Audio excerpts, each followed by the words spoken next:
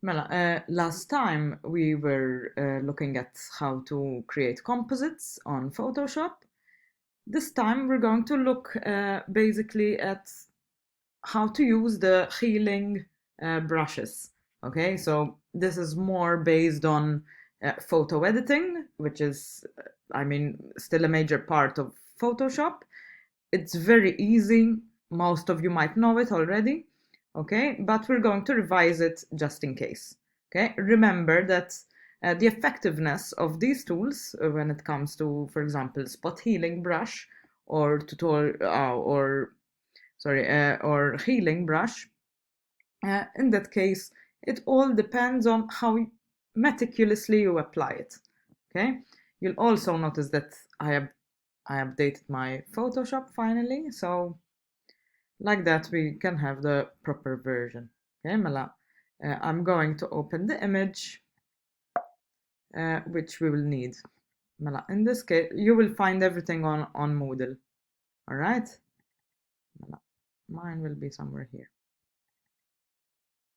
We're going to open this. On Moodle, it's called Birds. And let's open it.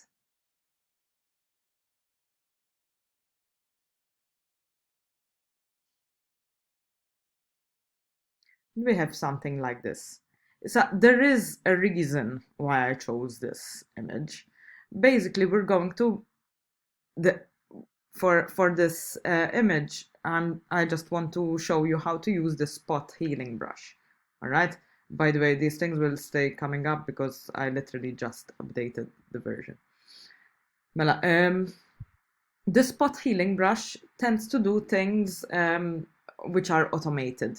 All right, basically what it does, let's find it. Okay, you will find that there's like this band-aid. Okay, that's the top one, spot healing brush, not healing brush tool. For now, we're just going to use the spot one.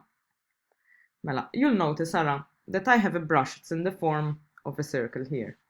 Let's say we increase the size. So to increase the size, you can either do it from here, all right, or use the square brackets. The square brackets, the right one to increase, the left one to decrease. All right, let's say I'm going to leave it something like this. Well, I'm going to explain what it will do before I'll do it, just so you understand what's happening. Mela, basically, when I'm having a brush like this, what it's going to do is it's going to sample the outer colors and apply them to the middle. So for example, if I click like this is going to happen.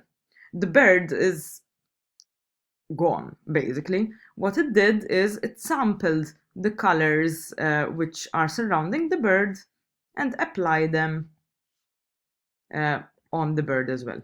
All right? And that's the spot healing brush, basically. It might sound like it's amazing, which in some cases it is. But the spot healing brush, because it's sampling on its own, only works if the background colors are, not too complicated. There's not many things going on. Like, for example, in this case, it's just basically a sunset gradient, which with no complicated features. Like, for example, if this was full of clouds, we might have somewhat of a problem. All right, because then in that case, it will be sampling other things besides the sky. All right, so keep this in mind. Like if you have a white background and you have a dot, or some very simple background, this is a great tool.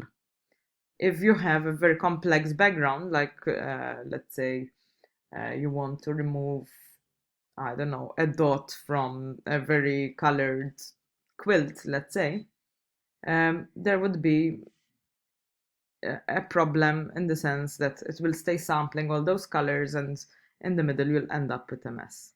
All right, so keep it in mind. Whenever you have a simple background, you can use the spot healing brush. When it's not a simple background, we would need to use the healing brush, which I'm going to show you how to use in the next one.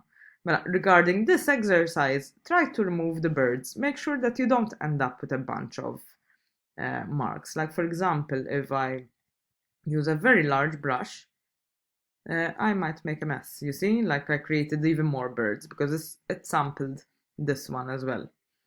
Also, you'll notice how around this area, like now there is, I don't know, you can tell that there's something off with the color.